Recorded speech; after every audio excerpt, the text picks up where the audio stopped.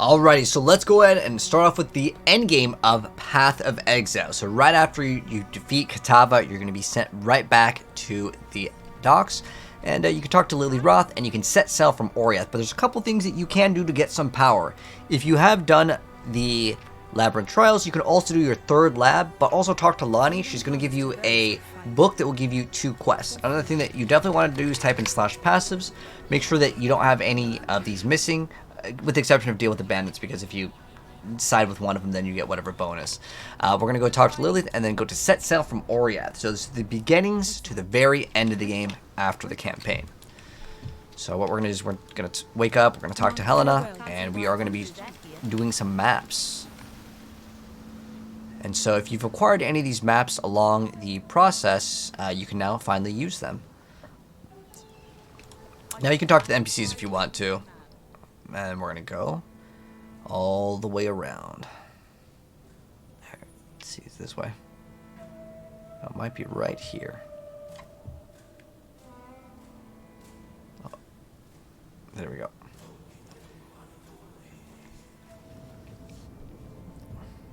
And after we go through, we can now get the waypoint. Now, what you want to do is establish a hideout. There's different ways to get a hideout. You can go earlier as Act 2, and you can get a hideout in Act 2. But you basically want to do this in a hideout, but for the most part, it doesn't really matter. You can go to this area consistently if you want to, but you're going to talk to Kyrak over here, and he's going to talk to you about the maps. And basically, this is how the end game of this game works. You're going to be doing these random maps, and these maps will be able to have bosses at the very end. You basically, if you've ever done a Greater Rift in Diablo, it's kind of similar. You kill a bunch of stuff, and at the very end, there's a boss. Now, you don't have to fill up a bar, you just have to go and kill the boss to complete the map. If I hold Alt on my keyboard, you'll see that I'm going to have all of these maps incompleted. Your goal is to not only complete the map, which is basically defeat the boss. Defeating the boss will complete the map. Unless it's like a special, unique map, there might be some special things that you need to do. But there is something called the bonus objective. So how it works is on the white maps, the bonus objective will be to defeat the boss on a blue map. Later, it's going to require you to defeat the boss on a yellow map that is also a rare. So blue ones need to be magic or higher, the yellow ones need to be rare, and then the red ones need to be corrupted. So what you ideally want to do is take one that you don't have. For example, with these ones, like I already have Siege over here, but it doesn't really matter too much. These are like tier 1s. You're going to get a bunch of these. So take whatever one. All of them will be incomplete because you just got to the end game. Now what you're going to do is you're going to put the map in the map device. Now you can put them in unidentified, but later there will be some maps that may have a mod that will be too difficult for your build to do. It might reflect elemental or physical damage, and that will basically mean that you cannot do the maps. So if you can't do the map, you may have to use currency to re-roll the map to do a map that you can actually do. So we'll go ahead and identify this. Let's say that for whatever reason I can't do this map. It has like, you know, I really need curses and it's reducing. You can take the reduction of whatever, like if it says you have less accuracy rating, is that big of a deal? Not really. But if it's something where it reflects damage and your build needs it, then that is a huge deal. So what you would do is re-roll that. So this is a blue map, and because it's a tier 1, I just need to do it in a blue. So I can take this Orb of Alteration and I can right click on it and put it on this. And now I have a different set of mods. So maybe, you know, this one's better for me. Whatever the case may be. But in the very beginning, you can take it to a map device. Now, what you ideally want to do is create your own little hideout, but you can just use this if you want to. It doesn't really matter. So you take your item, you put it in here, or you can just hold control, and you can click on it, and then you just hit activate. And what that's going to do is open up the map. And you've probably acquired a few of these as you progress, but if you didn't, don't worry, I'll show you guys how to get some maps as well. Your goal is to get to the end and kill the map boss. That's all you do. And you're going to do it multiple times, but you should kill the enemies along the way. Don't feel like you have to kill every single enemy, but on the top right, you'll see where it says how many monsters remain. And ideally, you kill as much as possible. But don't feel like you have to fully clear it. I wouldn't really worry about it, especially earlier on, unless you're running really dry on maps, and you can try to clear them out a little bit more, but don't worry about full clearing them, especially earlier on. Later, it's more valuable if you heavily invest into the map. So So we'll do like 2 of these maps just to give you guys kind of a rundown of the idea. And we just go to the arena and we fight the boss. We're going to go and pop our buffs over here. And we're going to go defeat the boss. You'll see it's going to tell us to talk to Commander Kyrak. But the most important thing is now we have what's called an Atlas passive skill point. So if I click on this, it's going to open up a brand new skill tree. Now, I know it seems kind of overwhelming, but this is how the end game works. Now, it depends on what you want to go for. There's all these little mechanics, whether it's like the delve or these little things that you click on. It's up to you. One thing that I really like as a beginner, like suggestion, is getting shrines. This is always going to make your maps easier if there's a guaranteed shrine on the maps. There's a lot of these that you just have to read, and I don't really want to make this video super, super long, but you have to decide for yourself which ones are good. If you want to know what I think is the best one for beginners, strong boxes, as long as you have immunity to freeze and a flask, these are great. They're really easy. There's not too much to learn. You click on a box and you spawn monsters and you kill them. It's like pretty straightforward. Whereas there's other ones, like if you want to do expedition, you have to make sure you don't hit like the monsters are immune to cold damage, and maybe your build only does cold damage, right? So it kind of depends on what you're going for, as I want this video to kind of serve a purpose for all builds, not just the one I'm playing, which is like right now we're using Lightning Strike. But choose what you want to. I think the thing that's going to make you get the most amount of speed in the earlier stages, and it's going to give you objectively just free stats, is getting the maps contain additional shrines is good. But I also really like doing delirium. So if I type in Del or whatever, I can try to get more of these mirrors of delirium. It depends on what you want to go for. It's up to you. But there's also other things where you get scouting reports. Again, there's so much to go into it, but what I like to go for is shrines in the very beginning, and I get the item called the goal, and then everything becomes super, super fast. So we can go ahead and grab these shrines. If I just type in the word shrine, or click on the major node, you can see kind of, it'll highlight which areas have the shrines, which are over here. So we can just kind of path up over here, grab all the ones for shrines. Maybe I want to get the strong boxes. It's up to you. And as long as you complete the map and kill the boss, and it is on blue or higher, like the map. Like for example, this one I would not get the bonus if I completed it, because it's right now it's a white map. Like as in, it's not only like white in the little picture here, but the text is white as well. So I would need to convert this. So I can convert this from a white to a magic map by using an orb of transmutation and click on it. Now the bosses are possessed. Well, what does possessed mean? Well, it's going to make the bosses a little bit harder. But basically, that's your goal. And we're going to go ahead and do another one just so we have a little bit more content here. So, again, you can go to your own hideout if you want to. But we're just going to throw in another map over here. And if I wanted to full clear the map, that's fine. Like in the very beginning, if you don't have that many maps, it's not that big of a deal.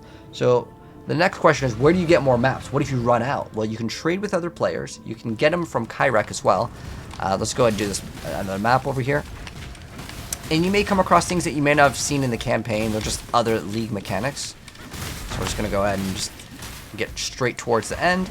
And don't feel like you have to straight rush the boss. I'm just doing this to make the video a little bit faster. But you can kill most of the enemies. But also check the level. So if I hit tab, you'll see right now, monster level is 68. We are level 68, so that's fine. But if I was like, let's say like 70 or 80, doing a low tier map is not going to yield very good XP. And once you're in like the 90s, it's going to take a lot longer to level up. But another thing that I want to show you guys is good, is a really good tool in case you're like, man, my damage sucks, or I don't have enough survivability. What do I do? This can help out fix a lot of builds, because right now I'm running a lot of stuff that I can definitely swap out. I can get a lot of upgrades from.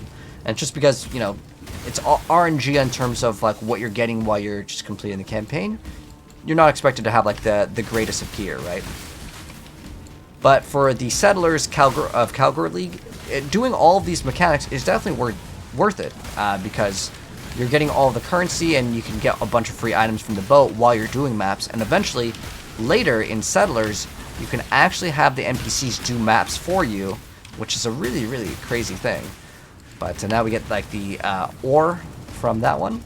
So don't really skip on league mechanic unless you just completely want to. The reason why I'm saying don't skip out on it is heavily rewarding. People are getting divine orbs for free. I mean, it's just like every 45 minutes, basically, you get like a free giant loot box, which is excellent. So now we're coming up to the boss, and we're going to have to defeat the boss. Some bosses may have mechanics like this one over here. It will summon these little totems, and we're going to defeat the totems. Just like in the campaign, you may come across some bosses that are familiar, and you're going to find some newer ones as well. So we'll go ahead and... Oh, we died. So it's totally okay if you die on certain maps. Now, one thing that does suck, and you're going to have to re-walk through the map if you do die. Now, you can make a portal right before you fight the boss, or you might have to just walk all the way from the very beginning. And it happens sometimes. It's not the end of the world. If it happens, it happens. But we're going to go back, and we have to do the big, long walk of shame, but we died on purpose, 100%, just to show you guys why you want to, before the boss, you always want to make a portal unless you're like, oh, my build is super, super good.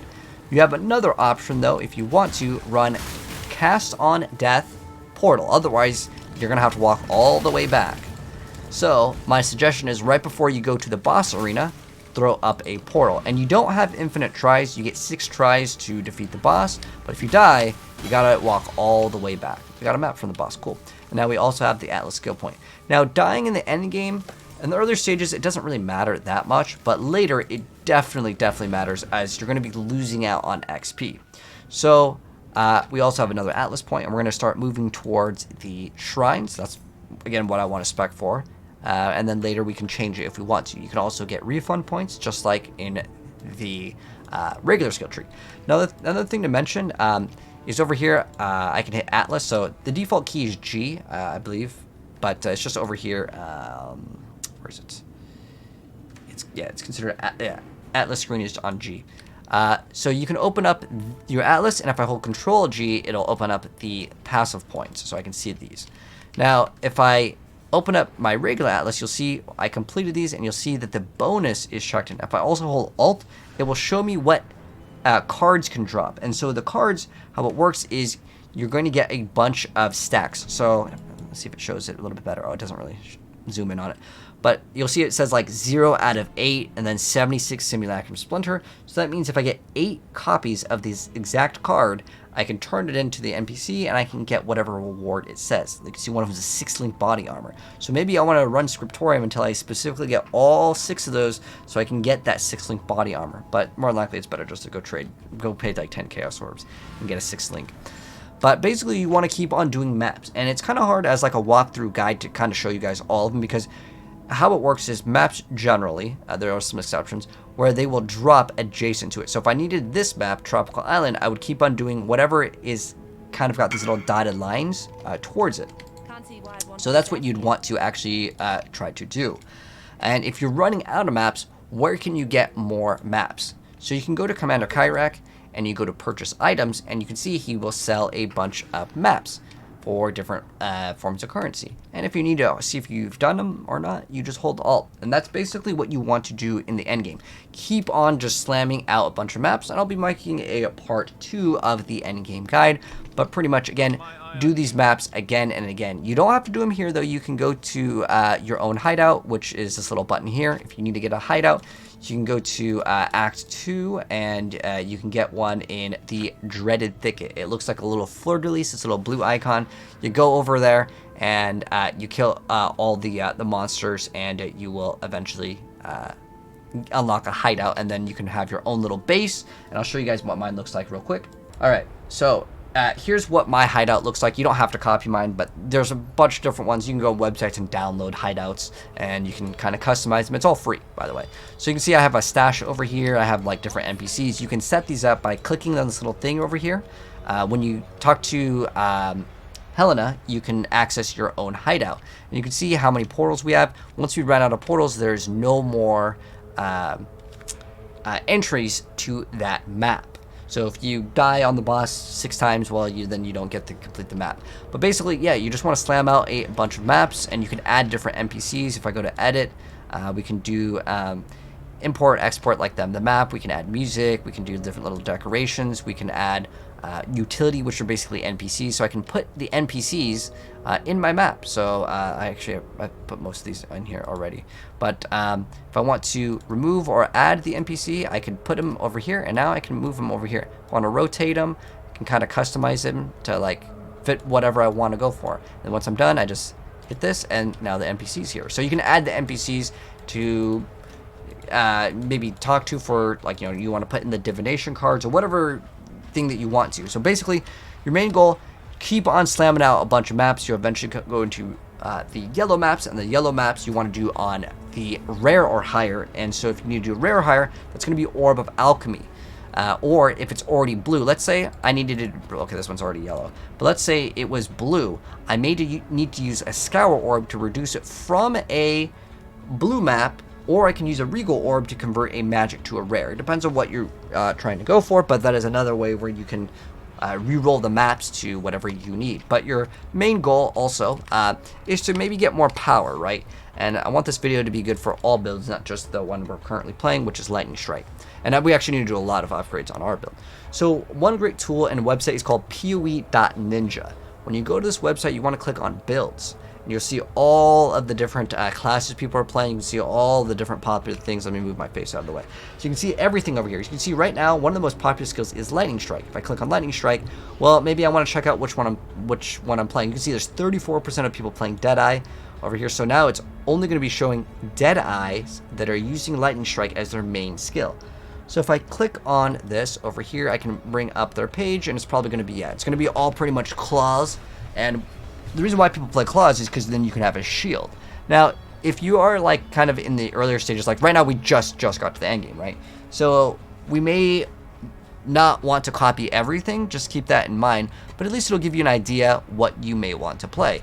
Maybe you want to play, of course, Lightning Strike. This is a Vol one, so it has like a special ability, but you may want to run a multi-strike, elemental damage with attacks. You may want to run Trinity, Nightblade. You can kind of see like what the best gems are. And again, some of these gems, like the Awakened ones, are going to be super expensive, so you might not be able to get them earlier on. It depends on your build, and you can kind of see what people are playing. And one suggestion that I actually want to give for a lot of players, as well as something I need to do, but I don't suggest it in the earlier stages because we were just blowing through the campaign. One thing that can give you some extra damage, especially if you're playing melee, is to add a mark on hit. Let me actually go over a couple like huge areas of defense as well as offense. And you can purchase these gems from players as well. So one area that I think is really good is to get cast when damage taken. If you don't happen to have any defenses, you may want to run Steel Skin in this combo, but you can run a lot of different things. So cast when damage taken is a really good setup because whenever you take a certain amount of damage, it will activate some sort of defensive skill, right? This way it automates some defenses. So these over here, I don't really need this one right here right now. So what we're going to do is we're going to run cast when damage taken, and how it's going to work is it supports a gem that requires 38 or lower, but if I level up the gem, that will actually level up the requirements or the requiring for whatever level, so it'll go up higher. So if I want to level this one up, I can, but there's another strategy where you may not want to level up if you want to run like something like Immortal Call, which doesn't really get a huge benefit. Let me move my face out of the way. So this one makes it so you will take less damage for 1 second when it is activating.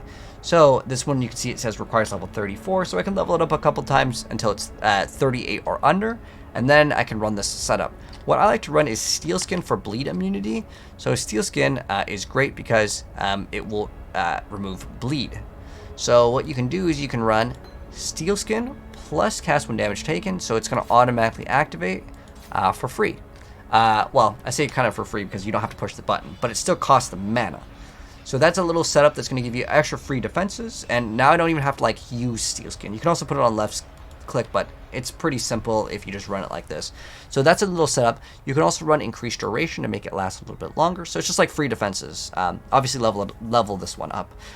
It's just specifically a Mortal Call where you don't really need to level that one up. And there's another huge source of extra damage when you get Mark on Hit.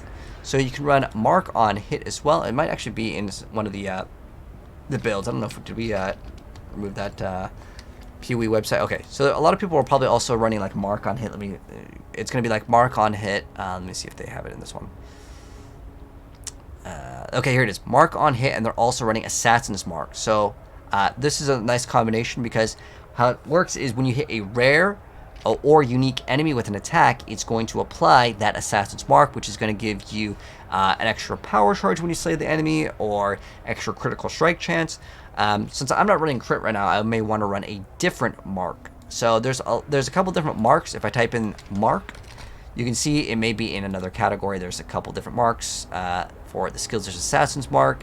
There's also Warlord's Mark, which is going to give us extra mana leech. Yeah, we couldn't run that if we happen to have two.